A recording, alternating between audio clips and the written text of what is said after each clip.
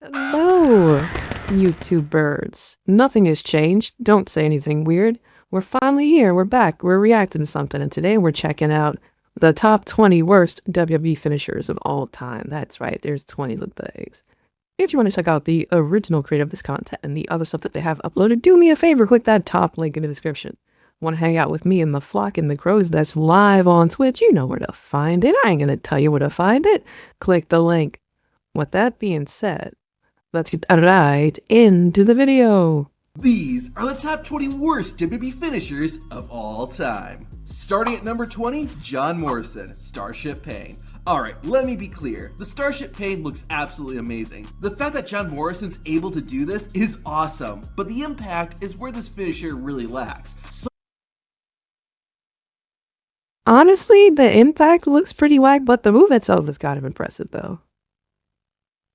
How could we possibly make this move look a bit more impactful? Like, is it in the cell? Like, do they have to like do the shit like the guy hit by the frog splash or something? Like, I don't know. The move looks cool though. I want to flip like that. I'd fucking die if I tried it. So often, it looked like Jomo just barely hit his opponent. Even when the move did connect properly, it lacked the serious impact a finisher should have. Again, Starship Pain is a thing of beauty, but it's a prime example of a finisher that focuses on style rather than substance. Is this like a top 20 bad one though? Do you guys feel like? I can't even think of 20 finishes off the top of my head, so I don't know. Surely, fifth. Surely this is not that bad, though, right? That elbow drop would make that shit kind of sick. Number 19, the Ultimate Warrior, Warrior Splash. Now, WWE and wrestling in general were different in the 1980s. Even still, that's not a good enough defense for why one of the biggest stars had such a weak-looking finisher. The Ultimate Warrior's Warrior Splash just felt really underwhelming. Since Warrior's opponent was lying on the mat, they couldn't really sell it. Not for nothing. This is kinda but. Yeah, get splashed on your back real quick. Sounds like a Saturday night if you ask me. I'm not getting splashed on my back. Not a weak splash at that. Like if you gonna splash, never mind. We're gonna keep it PG. Just know, I could have took a bit. I'm not gonna, but I could have took a bit. On top of that, Warrior's hands and or knees would often hit the mat first, minimizing the impact. If the splash had been performed from the middle or top rope, it would have looked a lot better. As it is though, the Warrior Splash was a real flop. Number 18, That's John a Cena, yikes. STF. Some people say Cena's attitude adjustment isn't a good finisher. I don't agree, especially when his submission finisher is garbage. The move itself is actually great, but the way John Cena specifically does it is I love when that camera's super close to John doing his face during this move, but there's no sound coming out. It's like all acting. It's just all acting. Honestly, fucking leg being bent like that and being trapped, that shit is like high key, like oof. Oof, I'm pretty sure there's a position or two that Fed operates in the same way. It has this move. Oof. I don't think it's that bad though. terrible. The majority of the time, it looks like the opponent is in more pain due to Cena's arms pushing against the side of their head than Cena choking them out. It's unfortunate too, because there are times where Cena would perform the STF really well. I'm not sure if John Cena loosened his hold to make it safe. Oh, that looks crazy. But the STF should have GTFA. Number 17, Chris Benoit, diving headbutt. Are we allowed to reference? Boy? Are you looking at me like I did it? Not only is Chris Benoit controversial, but so is his finisher, the diving headbutt. The move can have some serious health risks if it's botched. However, on top of all that, the move just doesn't make a whole lot of sense. Like Starship Pain, the diving headbutt looks spectacular, but why would you hit your opponent with your head? Voldemort is that wildin'. Out a limited amount of damage, and second, are you gonna hurt yourself as much, CTE if not more, said than it. your opponent? God damn, bitch! What do we want? My man tooted up that booty, got the knees in place. Ooh, what a count. That shit gotta hurt though. That shit gotta hurt. Much, if not more, than your opponent, the diving headbutt just never made sense, and yet it's still being used to this day. Number God 16, damn. MVP, Playmaker. MVP is a cool wrestler, but his finisher Playmaker was kind of dorky. Not only did the fuck was that? What the hell was that? No. I don't think. Nah, we not doing that. He comment. it looked silly, but it didn't look like it really hurt MVP's opponent either. Sometimes it actually That shit put is a MVP hurt yikes. his Are knee you more supposed to than the be person down taking after the that? move. Now, Randy Orton used the same move as his finisher early in his career, the but at least hell? he quickly ditched it. MVP, on the other hand, has continued to use the Playmaker Nah, for his entire Randy. WWE career. Number 15, Toxic Attraction, Toxic Shock. Moving on to tag team finishers, Gigi, Joel, and JC James' Toxic Shock was shockingly bad. Similar to John Cena's STF, the Toxic Shock isn't What inherently the a hell bad was move. that? It's Dolan and Jane's execution that wasn't good. Yeah. Throw the whole tag team away. Get it, forget the fuck. The Toxic Shock isn't inherently a bad move. It's Dolan and Jane's execution that wasn't good. More often than not, Gigi or JC would Nah, miss it's their kick wet. or just not make a solid connection, causing the move to look Oh, awkward. come on. Again, the idea of the finisher is good, but when you're constantly having trouble executing it properly, it's time to stop using it. That is Number doo-doo. 14, the Mountie, two-handed chokeslam. Now, the two-handed chokeslam is an awesome finisher. What? Wrestlers like the Great Khali and Omos have made it God work. damn. However, both of those guys were 7 feet or taller. The Mountie, on the other hand, was just over 6 feet. That means his two-handed chokeslam didn't look nearly as impactful. Mountie's opponent was usually running when he hit it too, making the move look awkward as well. Alright, see, I like the other one. I like the first one he showed with them standing. That looked like it could actually be a cool finish. The one when they were running, though, that was terrible. That was, like, actually ass. Like, I don't believe that one. If I'm in the front row, I'm getting out. I'm leaving. That first one was kind of tight, though, to be fair. Didn't look nearly as impactful. Mountie's opponent was usually running when he hit it too, making the move look awkward as well. It's surprising that the Mountie caught any That was men dumb with as hell. this finishing move. Number 13, Fantasio, underwear swipe. In 1995, WWE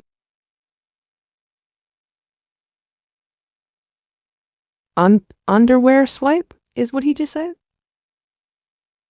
We swiping drawers?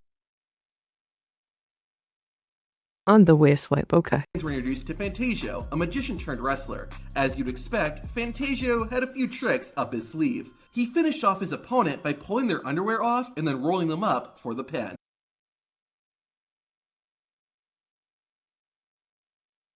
I know you fucking lying. So now you just free balling it and you got rolled up. So that's one less layer of clothing or fabric between his nuts and your butt, by the way. Like, you, just so we clear, then he's stripping you down. He getting ready. Nah. Nah. No.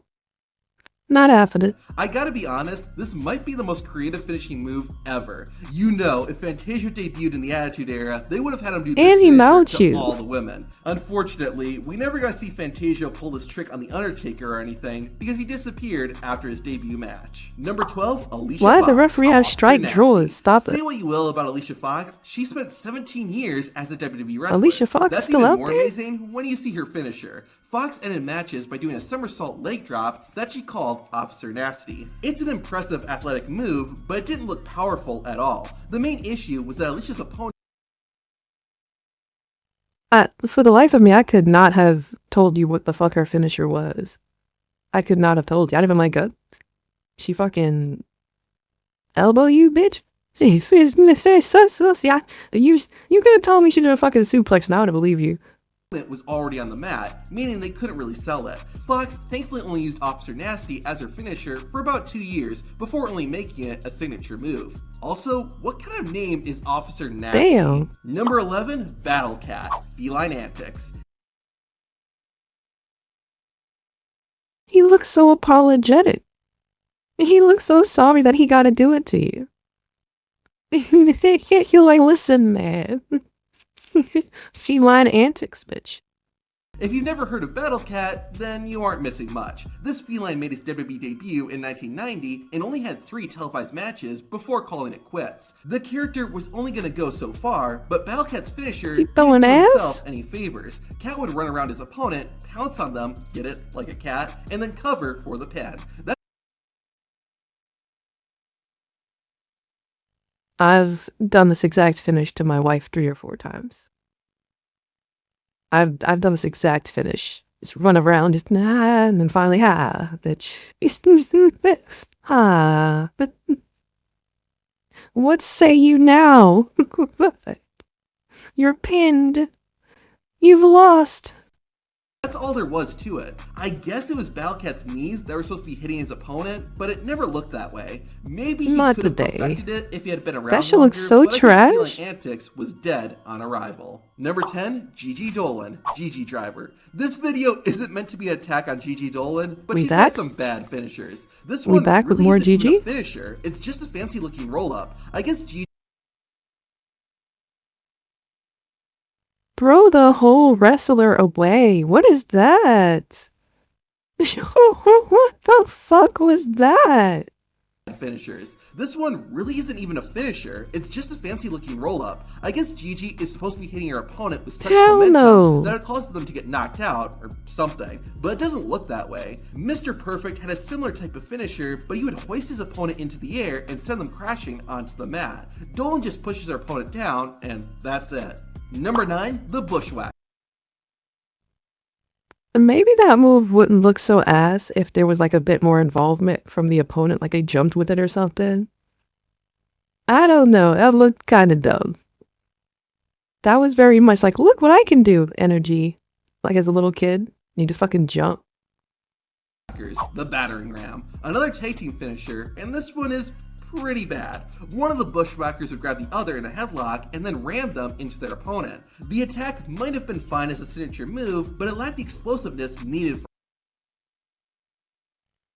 You gotta eat the pin after that? You gotta eat the pin after that? How is this not number 1? Well, the Byron Saxton probably gotta be number 1. You just gotta eat the pin after this bullshit? Ain't no fucking way.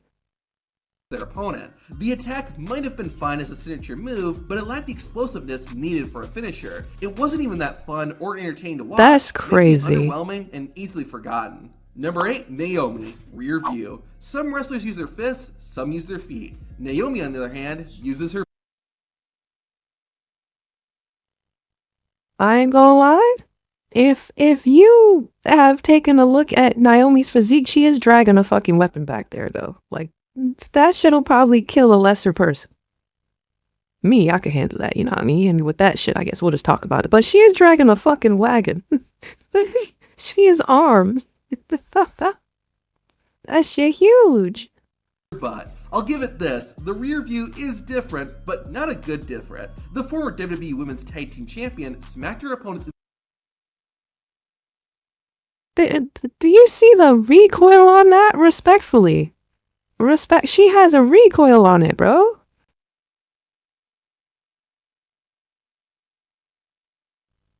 You mean to tell me little Alexa Bliss ran into that at full speed and she's supposed to kick out? Bitch, you died. I'd die. It's that. Smacked her opponents in the face with her backside and then covered them for the 1-2-3. As a fun signature move, the rear view would have worked great, but as a finisher, it's butt ugly. Number 7, Bastion Booger, Trip to the Batcave. This is one of the sickest WWE finishers ever. Trip to the Batcave. In a positive way. Booger would sit on his opponent with his crotch. And you know, you look at him and you can just tell the gooch is damp, right? Like, you could just tell there's moisture on you that you don't want. That's nasty. I think that's nasty. That one right there is nasty to get hit by. You couldn't think of no other finish?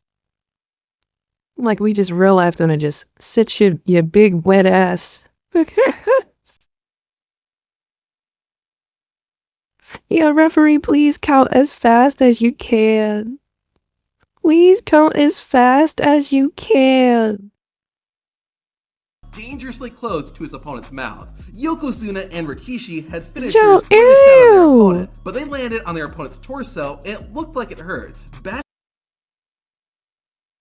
Nah, that wasn't torso, to be fair. That's definitely Samoan dick and balls on your chin. Like that, this'll work clear. Like, yeah, fat, you don't smelling that. You smell it. What is that face where he is that burst?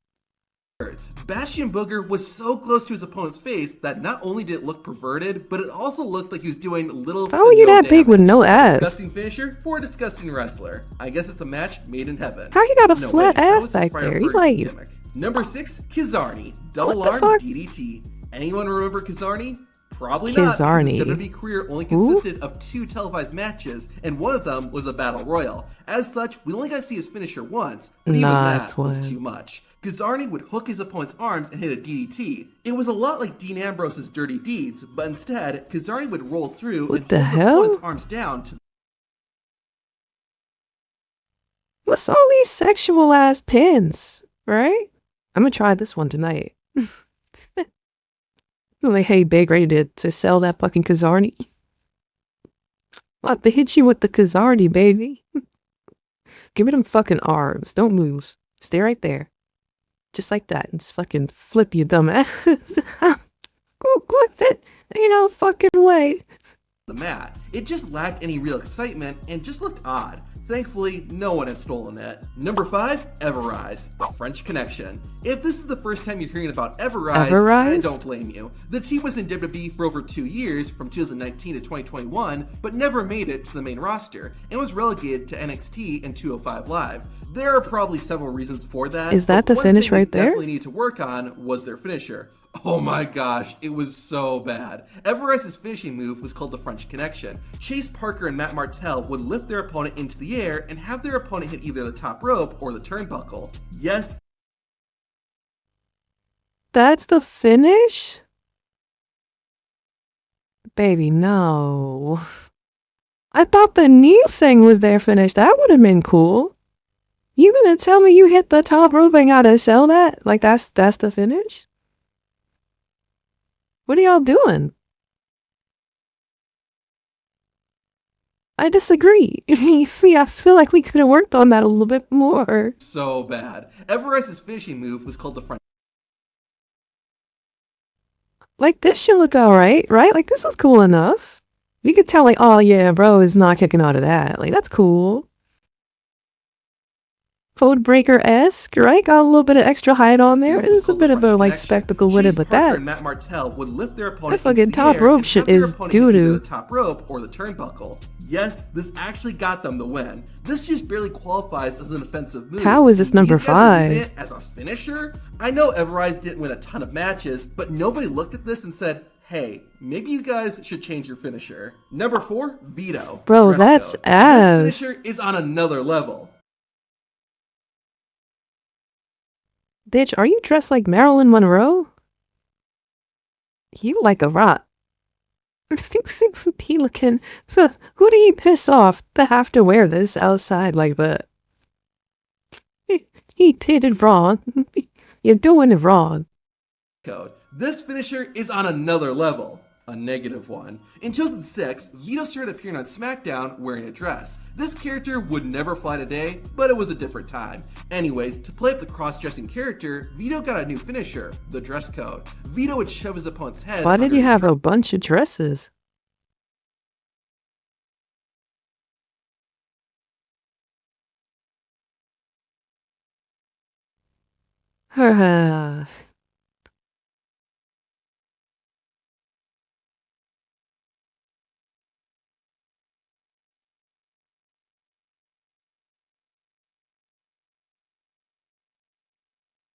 What kind of shit? Imanari, how are you? Start shaking. Most men would tap out within seconds, but can you blame them? The What dress is code is that? honestly so bad, it's almost good. Keyword being almost. The dress code, bro. I'm just saying, if Rhea Ripley wanted to hit me with the dress code, though, you know, we could check it out and see what's happening with it. But, like, other than that, though, yeah, keep that where the fuck it's at, please. 3. The Goon. Cross-check. The Goon was one of the many bizarre characters that appeared in WWE The Goon, in the mid-90s. by the way. The hockey player didn't win often, but when he did, it was... That was kind of fly, no? That was pretty cool. Oh, that was the Goon getting flipped on. That was not the Goon doing that. The hockey player didn't win often, but when he did, it was always anticlimactic. The Goon's finisher saw him run to his opponent on the outside and knock them down, similar to a cross-check I that know real you hockey fucking players wallin'. would use. Not only did the Bro, finishing wait, move so you look just stayed weak, out? but the Goon always did it on the outside, meaning he would win by countout. What in the early CAW finish? You get count out wins with that one? That's so corny. His gimmick was to just get you counted out with his finish? Doo-doo. Like, tomato, tomato, tomato. Yeah, that'll do you a lot of good in a championship match. Number 2, Byron Saxton, Saxtonation. You might not remember... Byron. Honey. Do you have on suede gloves? Suede red gloves? What the fuck is this ring gear, bitch? He looks like his finisher is trash. He looks like his finisher is about to really piss you off too, like you know what it is. Saxtonation. You might not remember, but before he was a commentator, Saxtonation, wrestled. He made his bitch. WWE debut on NXT back What when it could was a possibly be competition worse game than this show. fucking finish, Saxton man? ended up getting eliminated, and when you see his finisher, you can kind of tell why. Saxtonation involved Byron grabbing his opponent, motioning for a skull-crushing finale, and then psych!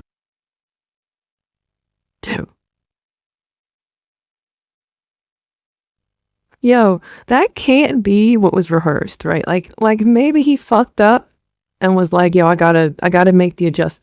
Maybe he fucked up. Like that cannot be, it cannot.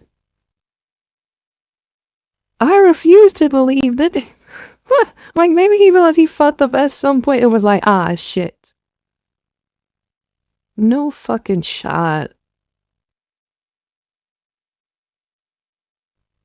Like, as a wrestler, as a pro wrestler, you really was like, oh yeah, go outside, do this. Bro just had the awkwardly had the arms up.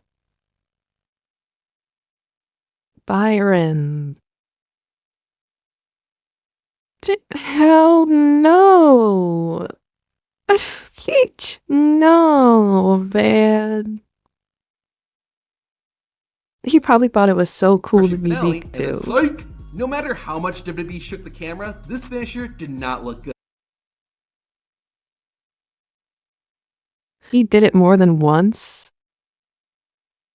Are you serious? He did that shit more than once?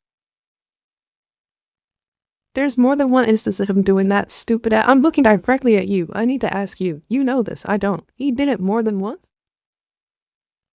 How did you keep your job?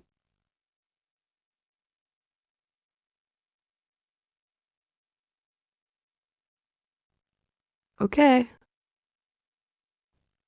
You relegated to 2K commentary from now on, bitch. And then psych! I don't think the second one was any better. Byron grabbing his opponent, motioning for a skull-crushing finale, and then psych! No matter how much WWE shook the camera, this finisher did not look good. The second one, he didn't even put the stank on it with the leg. He just kind of did that shit. There was no, like, stank on it. Where was the stank on it? If you're gonna do some fuck shit, put some stank on it, right? Like, Took the camera, this finisher did not look good. Dolph Ziggler summed it up the best. Byron Saxton! Forward and back. And number 1, Solomon Crow, Pendulum Splash. In 2015, a wrestler named Solomon Crow debuted in NXT. Solomon he had an Crow. interesting look and appeared to have some potential. Then he hit his finisher. Look at this!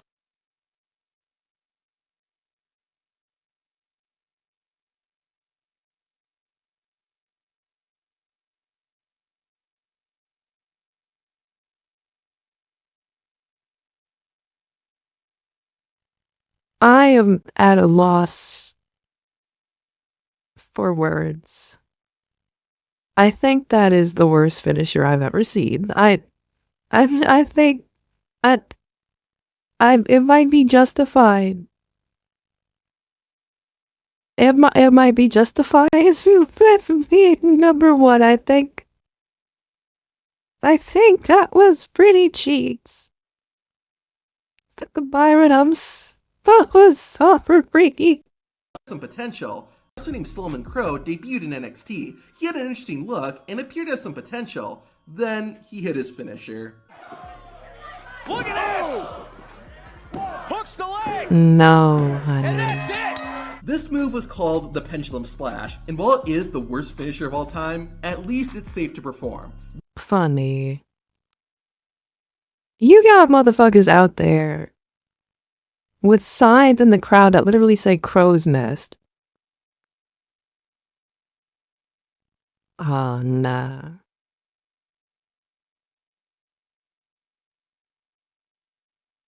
You know what? That's